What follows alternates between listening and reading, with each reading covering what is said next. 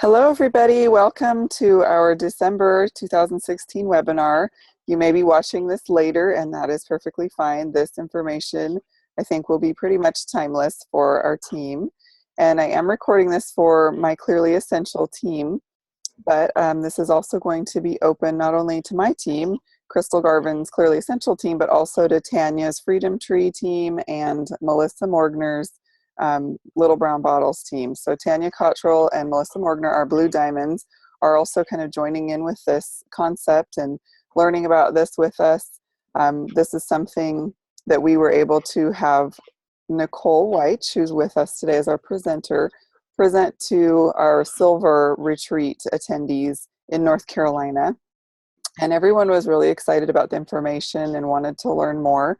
And we really feel that our teams will benefit from this information as well. And not just from this one-time webinar, but from carrying it forward to implement in your personal life for one. This will only help you be a better parent, spouse, worker in another profession, as well as with your own business. But then also as a team leader in your business to help you mentor and coach your teams more effectively and to know each other's talents and strengths can be so helpful in leadership. So we are talking about Strengthsfinder today, and Nicole Wyche is a Strengthsfinder coach, but she's also a wellness advocate at the elite rank on our team. And so she offers a unique perspective both from the business side with doTERRA and having used Strengthsfinder in a corporate setting and being a coach. So Nicole, I would love for you to introduce yourself and tell us how you found Strengthsfinder. Hi, everybody. So, as Crystal said, I'm an elite wellness advocate and a strength certified coach. So, the way I became involved with Strengthsfinder is in my previous career, I was able to come up with some team building and some development opportunities for our department. And in that, after doing some research, I found Strengthsfinder, and it immediately spoke to me. Maximizer is my number one strength. So as you'll hear later, Maximizer likes to take things that are good and make them better. They don't like to waste time on things that are hard, not hard to do, but that are broken per se. Anyway, so I had my team, had a facilitator come in and do a session with my team. And it was great. Everybody really enjoyed it. The reports are extremely accurate to who we are, so that was exciting. But like so many other development opportunities, it kind of died off after a while. It really didn't stick. So we had the facilitator come back a few years later, and this time it stuck. We started talking about it in our everyday lives. We started talking about it for personal development within our careers. And it became such a topic of conversation. We started wondering, wonder what our spouse's strengths are, what our kids' strengths are, what everybody around us. You just start thinking about it. So I'm really excited to be here talking about it and sharing this with everybody on our team. Like I said, my top 5 strengths are maximizers, number 1. I have harmony, relator, responsibility, and arranger. So that's my story. Awesome. Well, thank you. And we're excited to learn more about this and see how we can implement it to make our businesses and teams stronger as well. So I'm going to turn off my mic and I will minimize our videos so we can see your entire screen here, and I'll let you take it away. Great. Thank you. So one of the reasons that I'm really excited about talking about Strengthsfinder with you all is that I absolutely love the culture in doTERRA where development is the key. Development is key to success. So the one thing is I really think we have to better understand ourselves and our teams to effectively and efficiently move forward together, not only within doTERRA, but also within our personal lives. So today we're going to talk about Strengthsfinder and what it is, what you can gain from it, how can you apply it to your team, and most importantly, what action can you take to apply it? It's really not beneficial if you can't take action on it, right? But first, what I want to do is I want to open with this. The assessment doesn't actually tell you your strengths. What it tells you are your talents. So what is a talent? A talent is a naturally recurring pattern of thought, feeling, or behavior that can be productively applied. And so some examples of talent include effortlessly and instinctively starting conversations, thinking in an orderly or timely manner, being able to easily influence others, seeing patterns in data, and consistently having a positive outlook on life. All of those are talents. So I like to kind of think of a talent through the idea of a professional athlete. They're likely identified pretty early in life as being naturally athletic, which is a talent.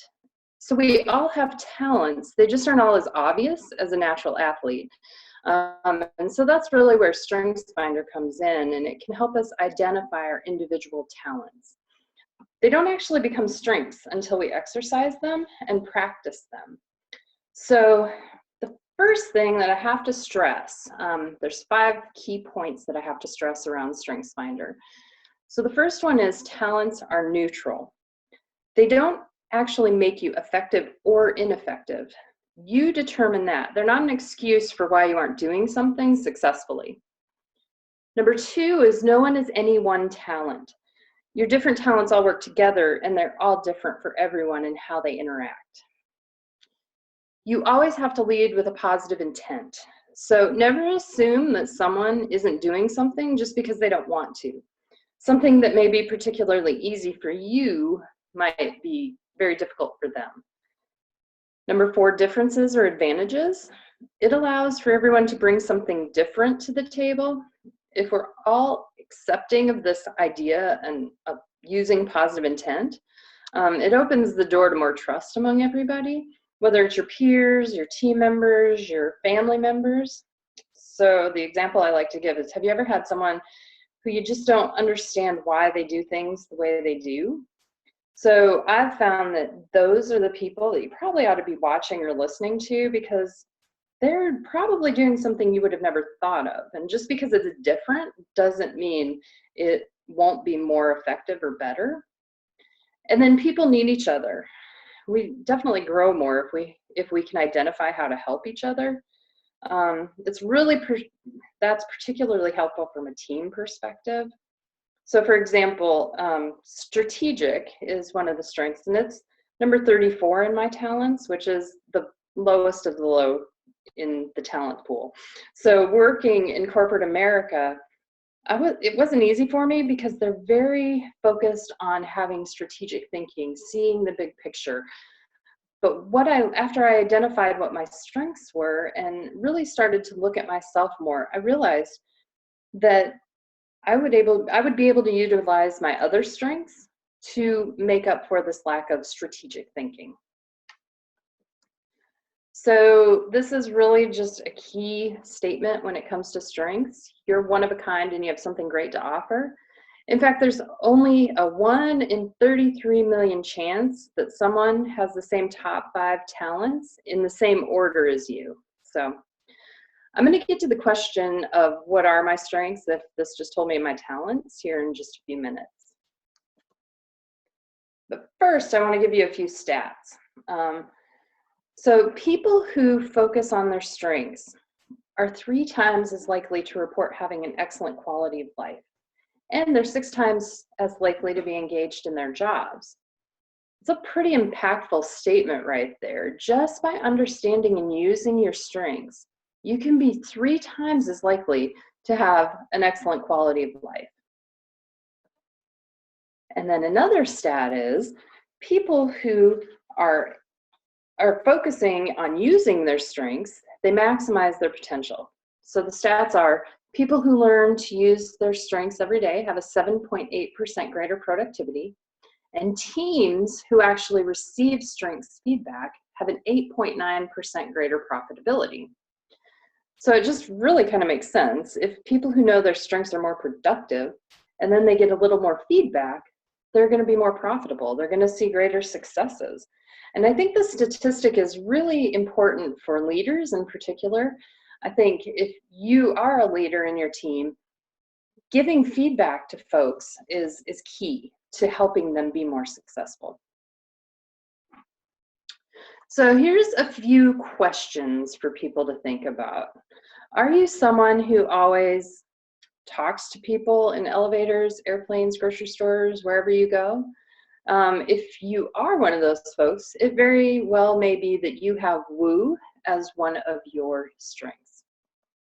If you have a color-coded or otherwise organized closet, that very well could be an identifier of discipline. Are you somebody who writes down a list of things to do and then actually sticks to it? I sometimes write a list of things to do and I'm okay with leaving a few things on the list. If you have achiever as one of your strengths, it's very possible that you're going to make sure that everything on that list gets done, because you won't be able to sleep at night if you don't. Another achiever identifier is making a list of things to do on the weekend. Or how about if you ask a lot of questions? Are you somebody who's people are like, oh great, I'm in a meeting with them again, they're gonna ask a zillion questions. Well, it could be that you have analytical and you just need more information. Or do you push the elevator button to remind the elevator that you're there? It could be that you have activator as one of your strengths. Or do you always seem to see the positive in any situation? It could be positivity is one of your strengths. I will point out though, sometimes you may have a different strength that looks like one of these. Oftentimes my responsibility will look like achiever. So it's just something to keep in mind if you do have one of these, but they don't tend to be one of your top 5. So Don Clifton was the founder of Strengthsfinder, and he said, what will happen when we think about what is right with people rather than fixating on what is wrong with them? And I just think this quote is so great when we think about personal development. It doesn't have to be about fixing something that's wrong. It can also mean that we focus on how we use our known talents to get the results we're looking for. So to go back to my earlier story about strategic being low on my list of talents, what I learned to do was I would utilize those other strengths, such as arranger and responsibility, to help me find the right people to advise me, and then use the information they gave me to take action and get the results I needed. So I learned to use this strength to get the right group of people in the room to get the job done. Rather than just thinking there's one way, you have to open your mind to other possible ways of doing things. I didn't have to do it all myself. And with any job, whether corporate or network marketing, you can't do it all yourself. In any business, your team has to help you move forward. So perhaps knowing the strengths of the people around you can help you get there more effectively.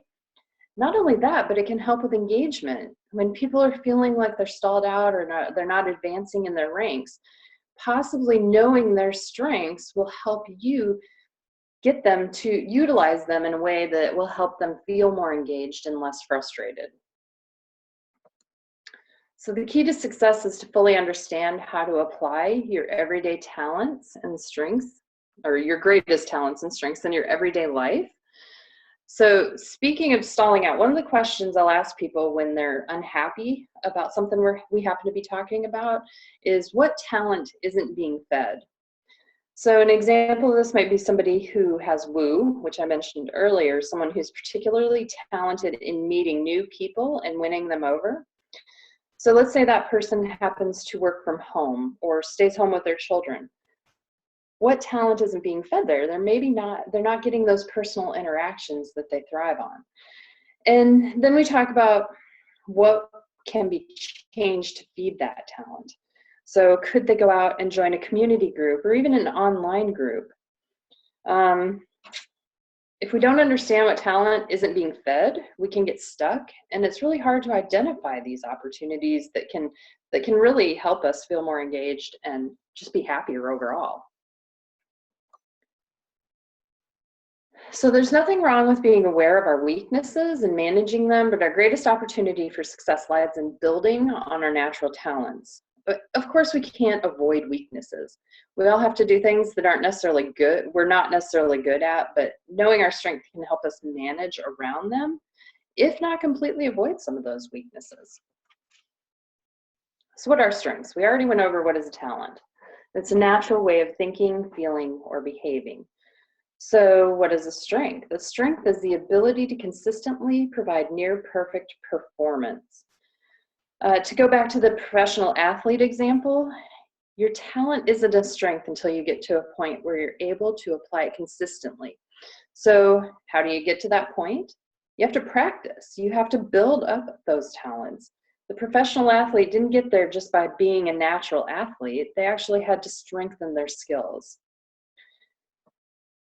So you have to fully understand your talents and practice them. So Gallup made a simple outline process for practicing your talents and developing them into strengths, and they call it name it, claim it, and aim it.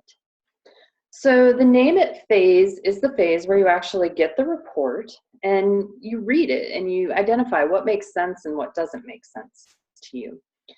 The claim it phase, this is when you feel you understand how you're using your strengths. You come to appreciate them, and believe me, that isn't always easy. Sometimes it's hard to identify with the name of the talent, or you don't like the name that they came up with, and you get caught up in the idea that it isn't accurate. So sometimes you have to talk through that talent and research it a bit more to get through the claiming phase. My example around this is I was hesitant to accept harmony. I was a manager in corporate America, and you can't avoid conflict in that situation. And I didn't like the idea of that was the way that I was. So what I learned was harmony is actually more about getting people on the same page, which definitely is a focus of mine and always has been. So once I researched it more and got a better understanding of what it was, I felt a lot better about it. And then the last phase, which is the most important phase, is the aim it phase. And this is where you actually use your talents to get the results you're looking for. But this is often where people quit because they don't know how to move forward in this stage. This is where you actually use your talents. So you really have to own your talents and claim them before you can move on to this aim it phase.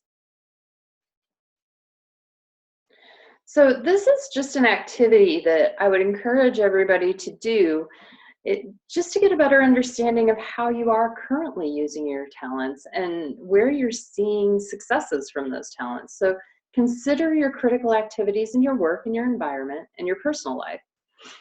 So from your top 5 talents, identify how you would use one or more of those themes to accomplish that critical activity. The statement below, I think, just makes sense. We are most successful and most engaged when we use who we are naturally and to fulfill the requirements of our roles. So it really goes along with the message that we consistently get with doTERRA. You need to be authentic in how you're communicating with your customers, and how, if you know who you are and you know what your talents are, it makes it so much easier. So when I am thinking about strengths in my everyday life now, I often think of them in the idea of balcony and basement. So balcony, or when you're mature in your strength, you're using your talent in a way you're seeing positive impact and you just feel good.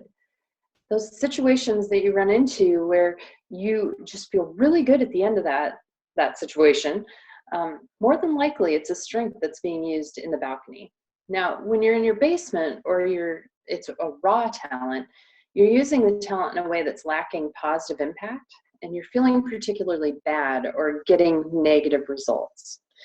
So I'm going to use responsibility as an example. Responsibility is a talent where people are they take psychological ownership of what they say they will do. If they say they're going to do it, you can feel confident that they will. However, people with responsibility talent can often be found taking on more than they can handle and end up resentful of all that they have on their plate. And so that would be an example of a responsibility in the basement.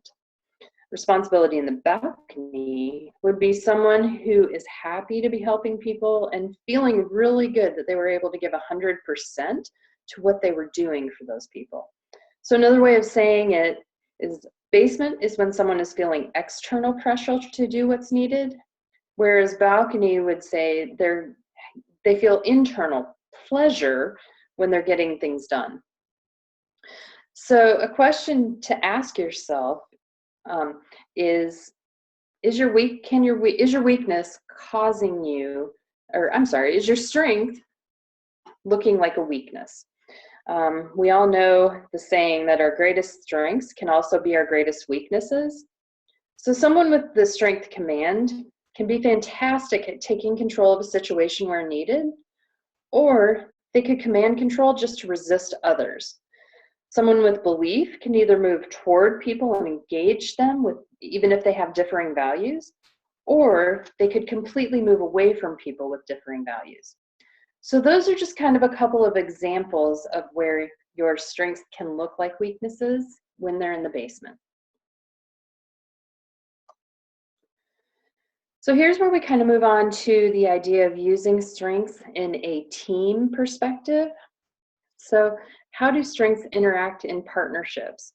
Not only does this apply to two different people applying two different strengths together, but it also applies to you as an individual and how two different strengths that you have in your top 5 actually play together. So, but how do they interact in partnerships? They can make up for a lesser talent or leverage a greater talent. So someone with, let's say, ideation, someone who has a lot of ideas, they may want to pair up with someone with achiever, someone who's driven by getting things done. They're utilizing each other to make sure that both are seeing positive results. Another way is taking over where one person leaves off. So let's say someone may have activator as their strength, and they are all about getting something started and getting it moving. However, they may need someone to come in and help fine-tune whatever it is that they took action on. But ultimately, the goal is for us to achieve something greater together than apart. We can't all be everything. So what happens when we come together as a team? We need to have an understanding of personal strengths as well as the strengths of others. And Gallup made it really easy in a way of looking at it in buckets. They put it into 4 domains of leadership. And these are those 4 domains. So successful teams have strengths in all 4 of these domains. There's a great saying, and I have it later on, but although individuals need not be well-rounded, teams should be. And I think that's a key thing to think about when you're working in a team and thinking about Strengthsfinder. So these 4 buckets that each of the 34 talents fall into are executing, influencing, relationship building, and strategic thinking. So executing bucket, those are your individuals who can make it happen. They possess the ability to catch an idea and make it reality. So influencing, those are your individuals who are effective in assisting teams to reach a bigger audience. They have the ability to take charge, speak up, and give organizational exposure. Relationship building bucket, those are the individuals who are the glue of the organization. They can kind of create groups that are greater than just one individual. And then strategic thinkers, those are the individuals who are skilled at keeping focus on what could be. And they absorb and analyze information to help make decisions. And this slide here shows you which of the strengths actually fall into each of these buckets. To use myself as an example, I have maximizer, which is influencing. I have harmony, which is relationship building, relator, relationship building, then responsibility, which is executing, and arranger, which is also executing. So this is really great information once you have your top 5 strengths to just kind of give you a better idea of how you go about things as a whole. Oh, here's that slide that I was saying. Although individuals need not be well-rounded, teams should be. You never want to underestimate the long-term influence of filling others' buckets. I put this here because it speaks directly to the previous slide. Just by helping people do what they're good at, you help build their confidence and you help maintain their engagement even in difficult times. where they're feeling frustrated. So what are the benefits of strengths focus? What would happen if we studied what is right with people? They have a better sense of direction and purpose, self and others' awareness and understanding. They have optimism and hope, gratitude and compassion, and strengths drives engagement. The research shows that all of these are true. So this quote it speaks to strengths in every way. Everybody is a genius, but if you judge a fish by its ability to climb a tree, it will live its whole life believing that it's stupid. And that was a quote by Albert Einstein. So one of the things that I wanted to share was, how can you learn about your strengths? Anyone can access their top 5 strengths by going to gallupstrengthscenter.com, and you can purchase your top 5 strengths in the Strengthsfinder ebook for $15. Another way to access it is through the end of March. I'm offering a link to the assessment and the Strengthsfinder ebook, as well as a coaching session for $40 per person. And the sessions can be done one-on-one or in a group setting. Either way is very effective, and sometimes it's fun to do those in a group setting, which can be done by Zoom or any other way if you aren't in this area. So while the assessment alone can be really eye-opening, having a coach oftentimes can help you further the understanding of strengths and can help you develop them, versus just being another development book that gets put to the side when you're done reading it. So I would definitely love to be your coach in the strengths journey. And hopefully I was able to give you some more information and help you understand where you can benefit from strengths. Here's my contact information if anybody wants to get in touch with me. Great. Thank you so much, Nicole. This is wonderful information. I'm going to pull our video screens back up here, turn that on. So yeah, here's the ways that you can contact her, and I would highly encourage that. I know for our group, we did the $40 rate, the special rate, so that we could have her come present the information, but her time ended up being cut short as some of our other sessions went over, and so she graciously offered to meet with each of us individually, either in person or to do a phone consult, basically. And so I'm really excited about that, because I think unpacking it individually will be key to this. And like she said, not just reading another book or, putting it to the side after you get your results without really breaking it down and knowing how to apply it and use it would be tragic. So I think that if you are interested in this, definitely going with the $40 plan, and that's a great rate just through the end of March, a special price for our teams. And it's something you could possibly gift to team members. If there's people you would love to have on this journey with you, you could do, we talked about on our team call that we recorded as well, which you may have heard, we talked about doing group chats or calls or even Zooms like this, where you meet face-to-face with team members to talk about your strengths and how you can utilize those together. Because as Nicole mentioned, which I think is a really key point, you can't have all of the strengths. No one person can embody all of that. And I think as leaders, sometimes we try to do that.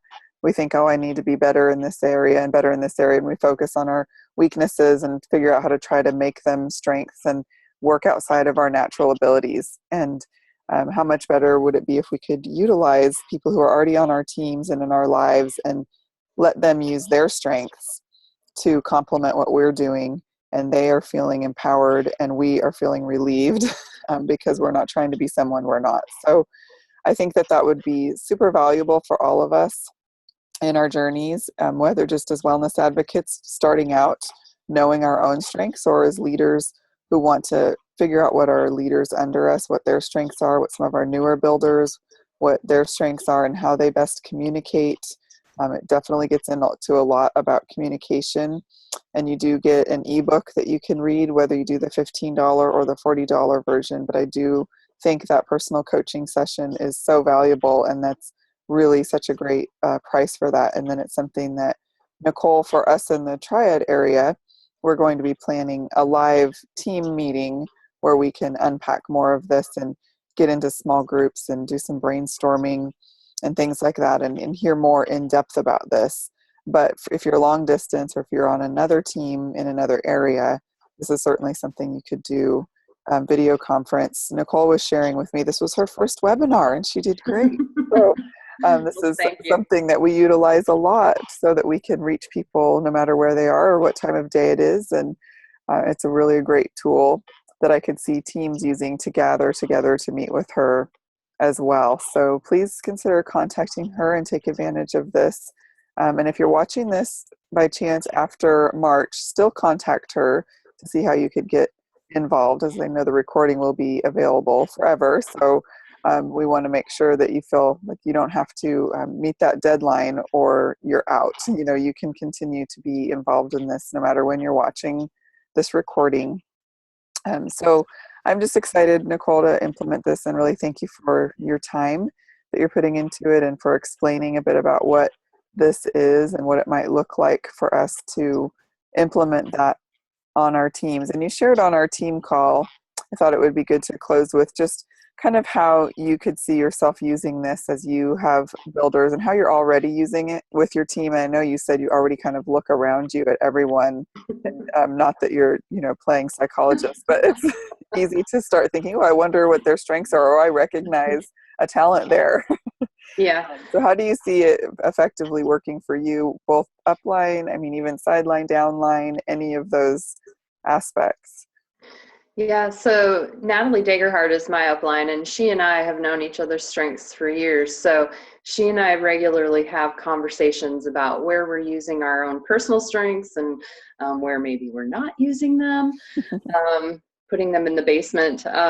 But for me personally, I just think it's a shortcut to having a better understanding of how I need to communicate with my leaders that I'm working with. I also plan on using it to be more effective, more efficient. If I know somebody is driven by, say, oh, they're very good at ideas, they have a lot of ideas, I'm going to look to them for those ideas, because sometimes I don't have a lot of ideas. I'm more of an executing sort of person. So I completely plan on utilizing their strengths to make up for the ones that I don't have. Mm-hmm. I in the past, I've had situations where somebody just keeps throwing out ideas at me and ideas and ideas. And in the past, it was a little bit frustrating. I'm like, no, we need to just do something. Let's just move forward. Stop with all your crazy ideas. So like I mentioned during the presentation, now those are the folks that I sit back and listen to, because they have a lot of really good ideas. It may not be effective to implement all of them. Mm-hmm. But so those are just having that knowledge and then putting it into play to be more effective, work smarter, not harder, to get things done. Say I have somebody who's really good with technology. It's the same thing. It's going to be more effective for them to go ahead and hammer something out in an hour versus me spending an hour just to get to step one. So it's Mm-hmm. the same concept. Yeah, and I love the concept really from a personal development standpoint of focusing on our strengths, like you talked about, and coming at it from that standpoint of what we do well. I think that we're very self-critical and tend to focus on all the things we wish we could do better, and we compare ourselves to others. And this really empowers people to focus on what you do well and what you can maximize and learn how to do even better that's within your natural talents and what you have to offer, how you can add value to people being exactly who you are, instead of trying to be someone else or develop parts of yourself that are never meant to become strengths, and really focus on those areas where you can add the most value and bring the most to others. And that's what I love about this particular assessment, because it's not like a personality test where it just kind of tells you some interesting information and doesn't give you anywhere to go with it. It really gives you some tracks to run on to continue to move forward and build momentum, which is what we all want in our businesses and in our lives. And I'm interested too, after our team call, Nicole mentioned that there are specific books and trainings and things for parents. And and even for people like homeschoolers or teachers, or people who can implement that in what they do in other areas of their lives. I know there's a lot of us who are teachers or homeschoolers or have service professions. A lot of us are parents. So I know there's some specific books, and I don't know if you know those off the top of your head. I know one that I want to read is called Now, Discover Your Strengths. That's on the top of my reading list. And I think there were a couple of others, maybe for children or parents. Yeah, there's strengths-based parenting, which Right. that book actually provides you with an assessment for you as the parent, but also one for your child.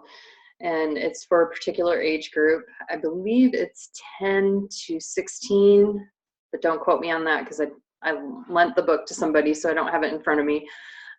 There's also strengths-based leadership, which is focusing on leadership. It gives you some ideas on managing particular strengths, not only for you as a manager, but also for the folks that you're working with. So I think you can think of the word manager is the same as leader. Mm-hmm. There's also, I recently saw, now I don't believe this book is put out by Gallup, but Strengths-Based Marriage. Mm. And Teaching with Your Strengths is another Yeah. one. So all of those are excellent resources.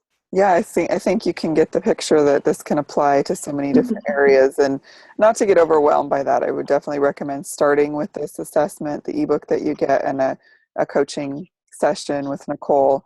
But then from there, you can see how you might want to read one of the other books or take some more training to learn how to implement that in another area of your life as well. And it can only improve all sorts of aspects and relationships in your life. So wonderful. Thank you very much for taking enough of your time, but appreciate it very much and look forward to delving into this even further. And I hope that you will, if you are looking at this on Facebook, feel free to comment. If you have questions, you can comment right there, or you can contact Nicole directly if you have specific questions for her. And I look forward to hearing the feedback and results that people are getting from this as well in the months to come. So thank you again for your time, and I will talk with you soon. Thank you for the opportunity to talk with you all.